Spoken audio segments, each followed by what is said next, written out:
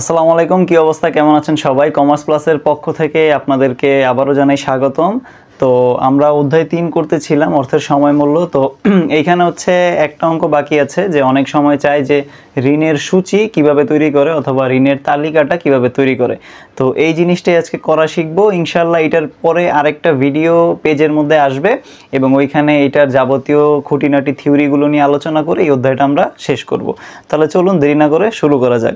আপনাদের স্ক্রিনের নিচে দেখেন একটা অঙ্কের ছবি দেওয়া আছে যেখানে বলা আছে রনি তার ব্যবসা প্রতিষ্ঠানের জন্য পদ্মা ব্যাংক হতে 5 বছর মেয়াদি 20 লক্ষ টাকা ঋণ গ্রহণ করে। আচ্ছা, এই ঋণের জন্য তাকে প্রতি বছর 12% সুদ প্রদান করতে হয়।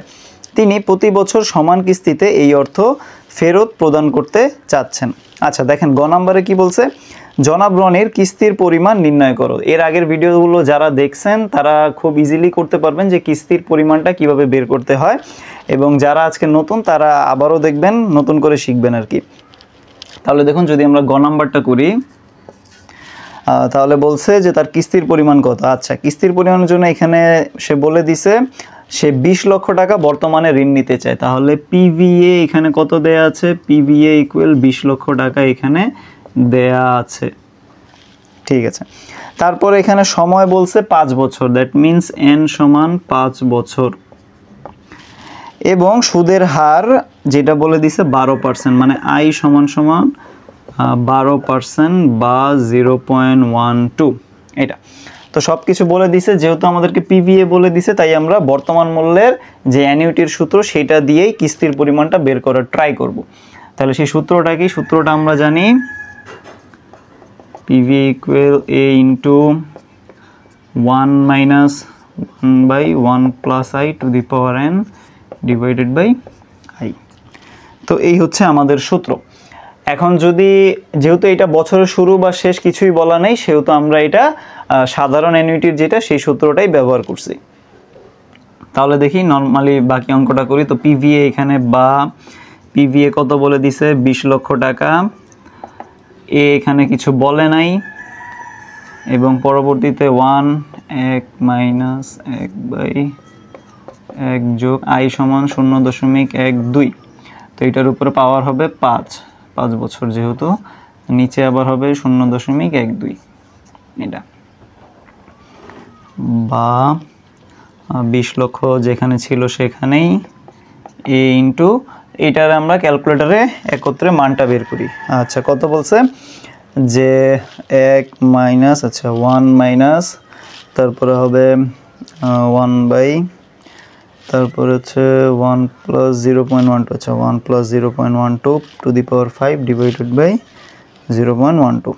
ঠিক আছে, তাহলে আসতেছে 3.6047, 3.6047। ঠিক আছে, তো অনেকে দশমিকের পর পূর্ণ যেটা আসে, যে যতগুলো সংখ্যা আসছে অতগুলোই নেয়, কেউ 2টাও নেয়, কেউ 4টাও নেয়। নর্মালি হচ্ছে 2 থেকে 4টা নিলেই সহজ হয়।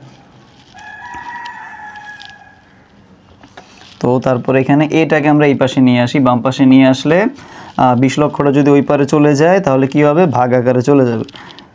তাহলে 20 লক্ষ চলে গেল উপরে, এবং নিচে থাকবে 3.6047। তাহলে 20 লক্ষ ভাগ 3.6047। ঠিক আছে, 5,54,820 টাকা।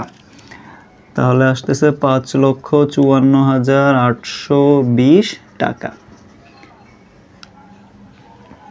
তাহলে আমাদের কিস্তির পরিমাণ কত দাঁড়াইলো, যে সে প্রতি বছর কত টাকা কিস্তি দিবে, 5,54,820 টাকা সে কি করবে, প্রতি বছর কিস্তি একটা দিবে। আচ্ছা, তাহলে কিস্তির পরিমাণ কত দাঁড়াইলো, এ ইকুয়াল 5,54,820 টাকা। দ্যাট মিন্স কি, সে প্রতি বছর কত টাকা কিস্তি দিবে, 5,54,820 টাকা করে সে প্রতি বছর কিস্তি দিবে। আশা করি অঙ্কটা বুঝতে পারছো, প্যাচের কিছুই নেই, একবারে সিম্পল। বর্তমান মূল্য বলে দিছে 20 লক্ষ টাকা, এন 5 বছর, আই সমান 12%।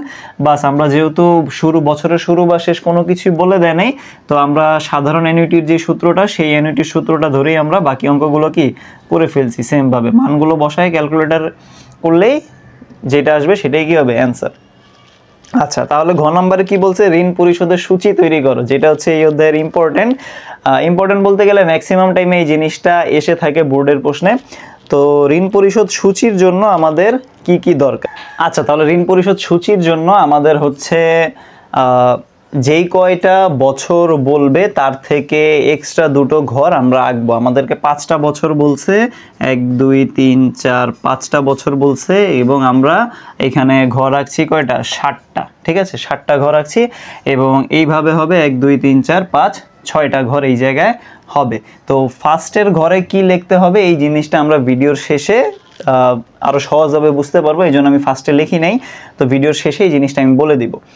তাহলে এখানে কি বলছে, বছর 1 2 3 4 5 আমরা লিখে ফেলছি, বছরের শুরুতে ঋণের পরিমাণ। আচ্ছা ঠিক আছে, তো আমাদের ফার্স্টে ঋণের পরিমাণ ছিল কত, দেখো উদ্দীপকের মধ্যে বলা আছে যে সে 20 লক্ষ টাকা ঋণ গ্রহণ করতে চায়। তাহলে প্রথম বছরের ঘরে আমরা লিখে ফেলবো 20 লক্ষ টাকা। আচ্ছা, তাহলে গ নাম্বারে আমরা যে অঙ্কটা করছি সেইখানে কিস্তির পরিমাণ দাঁড়াইছিল কত, কিস্তির পরিমাণটা ছিল 5,54,820 টাকা। ঠিক আছে, তো এই কথাটাই এই সবগুলো ঘরের মধ্যে সেম চলে আসবে, 5,54,820। সবগুলো ঘরের মধ্যেই আমরা এই সেম কথাটা লিখে দিব, কারণ প্রতি বছর তো আমার ঋণের কিস্তি সেম থাকবে। তো এই জন্যই আমরা সেম কিস্তিটাই প্রতি বছর লিখে ফেলছি। আচ্ছা, এইখানে সুদ, ঠিক আছে, কোন বছর কত হবে, আসল কত, বছর শেষে ঋণের পরিমাণ কত, এই জিনিসটা আমরা এখন বের করা শিখবো। আচ্ছা, আমাদেরকে সুদ কত বলে দিছিল, 12%। আচ্ছা, 12% কোনটার উপরে, এই যে এই 20 লক্ষ টাকা আমাদের ঋণ ছিল বছরের শুরুতে, তো প্রতি বছর আমাদের এই 20 লক্ষ টাকার উপরে 12% করে দিতে হবে। তাহলে যদি আমি প্রথম বছরেরটা বের করি, যে সুদ আমার ছিল যেহেতু 12%, তাহলে এই 20 লক্ষর উপরে যদি আমি 12% বের করি তাহলে কত আসে, 20 লক্ষ ইন্টু 12%, ঠিক আছে, আসতেছে 2,40,000 টাকা। তাহলে আমার প্রথম বছর সুদের পরিমাণটা কত দাঁড়াইলো, 2,40,000 টাকা আমি প্রথম বছর সুদ দেব। দেখো এই 20 লক্ষ টাকার উপরে আমি 12% বের করছি, আসছে কত, 2,40,000 টাকা। এই জিনিসটা আমরা এখানে লিখে ফেলছি। আচ্ছা, এখন যদি আমি এই সুদ থেকে এই আসলের টাকাটা বিয়োগ করে এই সুদের টাকা থেকে আমি যদি এই কিস্তির টাকাটা মাইনাস করে ফেলি, তাহলেই কি আমার কয় টাকা আসল সেই জিনিসটাও বের হয়ে গেল। এই 5,54,820 টাকার মধ্যে সুদ আছে কয় টাকা, 2,40,000 টাকা।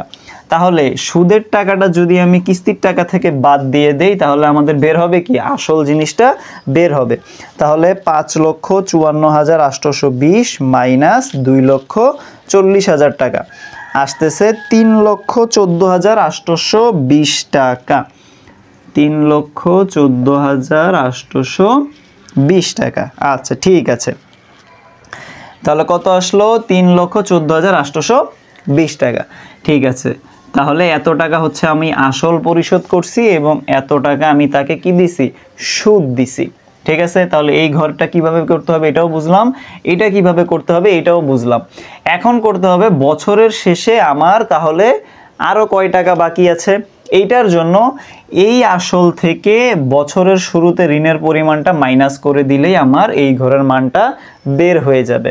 দ্যাট মিন্স 20 লক্ষ থেকে 3,14,820 টাকা মাইনাস করতে হবে। তাহলে আমরা করি 20 লক্ষ মাইনাস কত, 3,14,820 টাকা। আচ্ছা, 16,85,180 টাকা, 16,85,180 টাকা এখানে আসতেছে। তাহলে আমার বছর শেষে আরও কয় টাকা আসল জমা দিতে হবে, 16,85,180 টাকা। এখন এই জিনিসটা আবার এইখানে লিখে দিব, 16,85,180। আচ্ছা ঠিক আছে, এখন এইটার উপরে 20% বের করতে হবে। তাহলে 16,85,180 ইন্টু 20, আচ্ছা পার্সেন্ট, তাহলে কত আসলো 2,02,222। তাহলে 2,02,222 টাকা সুদ দিচ্ছি। এখন এইটা থেকে যদি আমি কিস্তির টাকাটা বাদ দিয়ে দেই তাহলে আমার কত আসলটা বের হয়ে গেল, একবারে সিম্পল ম্যাথ। তাহলে 5,54,000 মাইনাস 2,02,222, 3,52,558। কত আসলো 3,52,558। আচ্ছা, এটা হচ্ছে আমি আসল পরিশোধ করছি।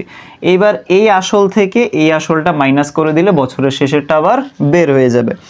তাহলে কত ছিল 16,85,180 মাইনাস 3,52,558, 13,32,592, 13,32,582, সরি 582, ঠিক আছে 13,32,582। এই জিনিসটা আবার সেম এখানে চলে আসবে 13,32,582, বাকি অঙ্ক সেম নিয়মে। এখন এটার উপর আবার 20% বের করব। তাহলে এটার উপর যদি আমি ইন্টু 20% করি তাহলে আসবে 1,59,910, 1,59,910। এখন 5 লক্ষ থেকে এটা মাইনাস করে দিব, তাহলে মাইনাস 5,54,820, তাহলে আসতেছে 3,94,910, 3,94,910। আচ্ছা ঠিক আছে, এখন এটা থেকে এটা মাইনাস করে দিব, তাহলে মাইনাস 13,32,582, 9,37,672, 9,37,672, ঠিক আছে। এখন সেম এই জিনিসটা আবার এখানে চলে আসবে 9,37,672 টাকা। এখন এটার উপরে আবার 20% বের করতে হবে, তাহলে সেমভাবে এটার উপরে যদি আমি আবার ইন্টু 20% করি তাহলে আসবে 1,21,521 টাকা। তাহলে 1,21,521 টাকা। এখন এখান থেকে এটা মাইনাস করো, তাহলে মাইনাস 5,54,820, 4,42,299, 4,42,299 টাকা। এখন এটা থেকে এটা মাইনাস করো, মাইনাস 9,37,672, 4,95,373, 4,95,373। আচ্ছা ঠিক আছে, এখন এইটাই এবার এই পাশে চলে আসলো 4,95,373। এটার উপরে যদি আমি 20% করি আসবে 59,447, 59,447। আচ্ছা, এখন বিষয়টা হচ্ছে আমরা এইটা লেখার আগে এখানে আগেই একটা কি দিয়ে দিব, জিরো একটা দিয়ে দিব, ঠিক আছে। এটা আগেও দিতে পারো পরেও দিতে পারো, কেন আগে দিবা এটা বলতেছি। দেখো এখন বিষয় হচ্ছে যে আমরা কি করছি এতক্ষণ, যে এইটার উপরে 20% করে এখানে বসাইছি, বসানোর পরে এই সুদের টাকা থেকে কিস্তির টাকা বাদ দিয়ে যেটা আসছে সেটা আমরা কই লিখছি, আসল জায়গাটাতে লিখছি। এখন কথা হচ্ছে অনেক সময় দেখা যায় যে এইটার থেকে এইটা মাইনাস করলে এখানে জিরো আসতেও পারে নাও আসতে পারে, তখন আমরা কি করব, ঠিক আছে। এখান থেকে এটা বিয়োগ করলে জিরো আসতেও পারে নাও আসতে পারে, কিন্তু আমাদের কি 5 বছর পরে আমার তো আর কোনো ঋণ বাকি থাকবে না, তাই না। তো যেহেতু বাকি থাকবে না, তো সেহেতু আমার কি ঋণের টাকা কত হয়ে যাবে, একবারে জিরো। বছর শেষে আমার ঋণ কি হয়ে গেল, একবারে জিরো হয়ে গেল। এই জন্য আমরা এখানে দিলাম একটা জিরো। আবার অনেক ক্ষেত্রে দেখা যায় যে এটা থেকে এটা মাইনাস করলে এই সেম অ্যামাউন্টটা চলে আসে, তো এইটার সাথে এটা মাইনাস করলে জিরোই চলে আসে, ঠিক আছে। তো সেম আসুক বা না আসুক, আমরা এইখানে যেই টাকাটা লিখতেছি এইটাই লাস্টে এইখানে লিখে দিব, 4,95,373, ঠিক আছে। এবং এইখানে একটা স্টার দিয়ে দিব। দ্যাট মিন্স কি আমরা এখানে একটু 19-20 করে অঙ্কটা মিলাই ফেলছি। হ্যাঁ, কারণ অনেক ক্ষেত্রে এখানে মানের তারতম্য হয়ে এখানে সেম ব্যালেন্সটা আসতেও পারে, নাও আসতে পারে। তো আসুক বা না আসুক সমস্যা নেই, আমরা এখানে এই যে অ্যামাউন্টটা এইখানে লিখে এখানে একটা স্টার দিয়ে দিব, তাহলে আমাদের কি এটা থেকে এটা মাইনাস করলে এখানে ব্যালেন্স আসবে কি একেবারে 0 ব্যালেন্স আসবে। ঠিক আছে, তো আশা করি বুঝতে পারছো। এখন কথা হচ্ছে যে এই প্রথম ঘরগুলোতে আমরা কি লিখব। আচ্ছা, এটা ঘর নাম্বার কত 1, তাহলে 1। এইটা ঘর নাম্বার কত 2, তাহলে 2। এইটা কত নাম্বার ঘর 3 নাম্বার ঘর। আচ্ছা, এখন কথা হচ্ছে এই 3 নাম্বার ঘরের না, এখানে আসলে কিছুই হবে না, এখানে 3 নাম্বার যেহেতু ছিল এখানে 3ই থাকবে। 4 নাম্বার ঘর থেকে আমাদের একটু এক্সট্রা কাজ আছে। আচ্ছা, এই সুদ যেটা, এই সুদের টাকাটা আমরা কিভাবে পাইছি, আমরা হচ্ছে এই 2 নাম্বার ঘরের টাকার সাথে 12% গুণ করছি। তাহলে আমরা লিখব 2 গুণ 12%, মানে কি 2 নাম্বার ঘরে যেই টাকাগুলো ছিল এটার সাথে আমরা 12% গুণ করে যেই টাকাটা আসছে সেই টাকাটা আমরা এই সুদের ঘরের মধ্যে বসায় ফেলছি। ঠিক আছে, ঠিক তেমনিভাবে আসলটা আমরা কিভাবে পাইছি, 5 নাম্বার ঘরের মানগুলো কিভাবে পাইছি, আমরা পাইছি হচ্ছে এই 3 নাম্বার ঘরের মানগুলো থেকে 4 নাম্বার ঘরের মানগুলো বিয়োগ করে এই 5 নাম্বার ঘরের মান পাইছি। তাহলে 3 মাইনাস 4, মানে কি কিস্তির টাকা থেকে সুদের টাকা বাদ দিয়ে আমরা আসল পেয়ে গেছি, শেষ। এবং 6 নাম্বারটা তাহলে আমরা কিভাবে পেলাম, 6 নাম্বারটা পেয়েছি হচ্ছে যে এই 2 নাম্বার ঘর এই বছরের শুরুতে ঋণের পরিমাণ থেকে আমরা কি করতাম, আসল টাকাটা মাইনাস করতাম, তাহলে আমাদের এই বছর শেষেরটা বের হয়ে যেত। তাহলে 2 বিয়োগ 5 লিখে দিব, 2 বিয়োগ 5, শেষ। এই হচ্ছে ঋণ পরিশোধ সূচির সহজ সিম্পল বোঝার উপায়, এবং আশা করি উপরের ঘরগুলো কিভাবে লিখতে হবে সেটাও বুঝে ফেলছো। এবং একবারে সিম্পল ম্যাথ, আহামরি কোনো কিছুই না। বইয়ের মধ্যে বা সাপ্লিমেন্টগুলো যেটা আছে ওটা দেখলে অনেকগুলো মান আছে, ওটা দেখলে মনে হয় যে অনেক ক্রিটিক্যাল একটা ম্যাথ, আসলে বিষয়টা এরকম কোনো কিছুই না, খুবই সিম্পল ম্যাথ। আশা করি সবাই বুঝতে পারছো, খুব সহজভাবে বোঝানোর ট্রাই করছি। যদি কেউ বুঝো বা না বুঝো ইনশাল্লাহ কমেন্ট করে জানাবা, তাহলে কি হবে যে যেই জায়গায় তোমরা বুঝো নাই সেই জায়গায় ইনশাল্লাহ আমি আরও একটা ভিডিও পোস্ট করতে পারবো। তো এই ছিল আমাদের ঋণ পরিশোধ সূচি এবং অধ্যায় 3 যেটা, সেটা এটার বাইরে আর কোনো কিছুই নেই। হ্যাঁ, একটা ম্যাথ আছে, সেটা হচ্ছে EIR। তোমরা SSC লেভেলে করেছো EAR, এখানে পাবা হচ্ছে EIR, দুইটাই সেম জিনিস। এই একটা ছোট অঙ্ক এইখানের মধ্যে আছে, কার্যকরী সুদের হার যেটা। ঠিক আছে, তো ইনশাল্লাহ আশা করি যে পরের যে ভিডিওটা আসবে সেটা হবে এই অধ্যায়ের ছোট ছোট যে থিওরিগুলো আছে সেই থিওরিগুলো আমরা ধরার চেষ্টা করব, এবং এই যে একটা EIR এর অঙ্ক আছে এই জিনিসটা একবার দেখাই দিলেই আশা করি তোমরা পারবা। তো আজ এই পর্যন্তই, কমার্স প্লাসের পক্ষ থেকে আজকে বিদায় জানাচ্ছি এবং পরবর্তী ভিডিও দেখার আমন্ত্রণ। আসসালামু আলাইকুম ওয়া রাহমাতুল্লাহ।